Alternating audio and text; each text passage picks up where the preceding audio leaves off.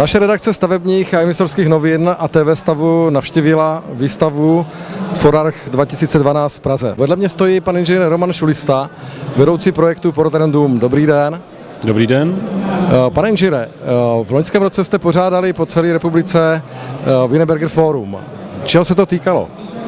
Tak Wienerberger Forum je příležitost, jak profesionálové ve stavebnictví, nejenom architekti a projektanti, ale i stavitelé, kteří domy realizují, mají možnost konzultovat s odborníky ze společnosti Wienerberger vše, co potřebují řešit ve své každodenní praxi. To je, jak domy navrhovat, jak domy správně realizovat a případně jakým chybám se vyvarovat. Slyšel jsem, že Wienerberger Forum bude pokračovat i ve vedlejším státu Slovenské republiky. Tak Wienerberger Forum má za sebou 4 velmi úspěšné ročníky, takže v roce 2013 se jedná už o celkově 5. ročník Wienerberger Fora a skutečně se Wienerberger Forum stalo tradicí.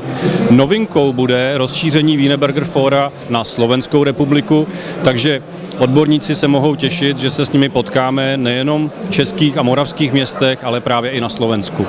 Jakou odbornou veřejnost jste přivítali v loňském roce na těchto seminářích? Tak odbornou veřejností v tomto smyslu vnímáme, jak jsem uvedl, architekty, projektanty, kteří stavby navrhují, dále realizační firmy, to znamená odborníky, kteří jsou v pozici stavitelů, případně dozorů na stavbách, ale v neposlední řadě jsou to i studenti, kteří teprve do té praxe vstoupí a mají možnost poučit se případně i z chyb, které se na stavbách dějí. No a velmi oceňují naše informace i odborníci ze stavebních úřadů, kteří z pozice a výkonu své práce na stavby dohlížejí ze svého úhlu pohledu také. Jak se stalo tradicí, tak budeme samozřejmě rádi, když i prostřednictvím webových stránek TV Stav zprostředkujeme účastníkům dalších setkání odborných seminářů Wienerberger Fora na stránkách TV Stavu a samozřejmě na stránkách Wienerberger Forum.